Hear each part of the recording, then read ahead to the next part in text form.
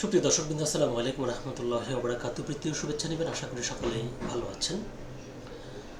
এক ডোনাল্ড ট্রাম্পের যন্ত্রণায় যখন পৃথিবীর মানুষ অতিষ্ঠ, তখন পৃথিবীতে আরেক অপদার্থের আনাগোনা শুরু হয়েছে।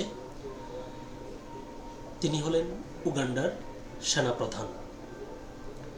দৈনিক যুগান্তর পত্রিকায় তাকে নিয়ে একটি প্রতিবেদন প্রকাশিত হয়েছে, যার শিরোনাম হচ্ছে তুরস্কের কাছে সবচেয়ে সুন্দরী নারী চেয়ে উগান্ডার সেনাপ্রধানের হুঁশিয়ারি।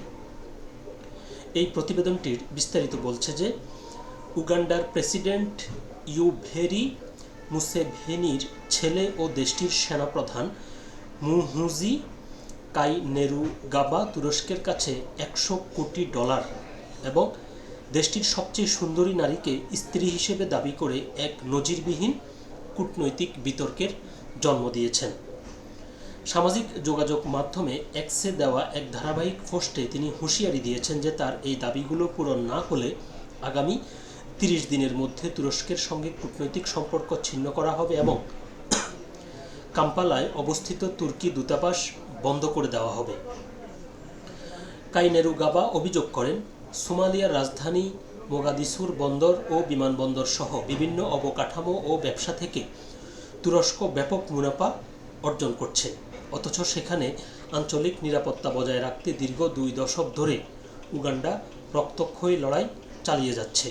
আল শাবাবের বিরুদ্ধে লড়াইয়ে উগান্ডার এই ত্যাগকে তুরস্ক যথাযথ মূল্যায়ন করছে না দাবি করে তিনি এই $100 কোটি সিকিউরিটি ডিভিডেন্ড বা নিরাপত্তা লভ্যাংশ হিসেবে অভিহিত করেছেন। তিনি অত্যন্ত কঠোর ভাষায় বলেন, তুরস্ককে হয় এই অর্থ দিতে হবে অথবা দূতাবাস বন্ধের সম্মুখীন হতে হবে। টাকা এবং বিয়ের দাবির পাশাপাশি তিনি উগান্ডার নাগরিকদের নিরাপত্তার দোহাই দিয়ে তুরস্ক ভ্রমণের সতর্কতা জারি করেছেন।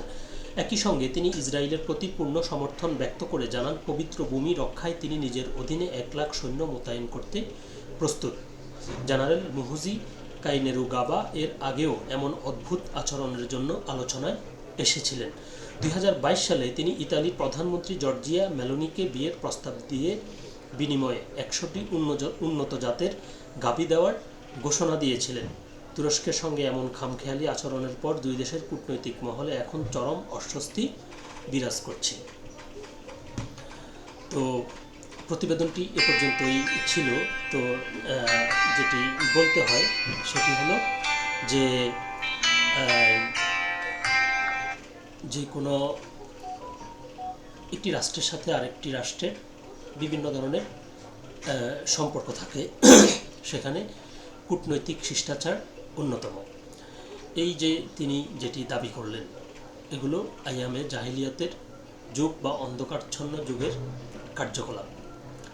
বর্তমানে সভ্য বিশ্ব ব্যবস্থায় এ ধরনের দাবি এবং এই ধরনের কূটনৈতিক শিষ্টাচার বহির্ভূত আচার আচরণ অবশ্যই খুবই দৃষ্টিকটু এবং অপরাধ হিসেবে গণ্য করার মতো বিষয়।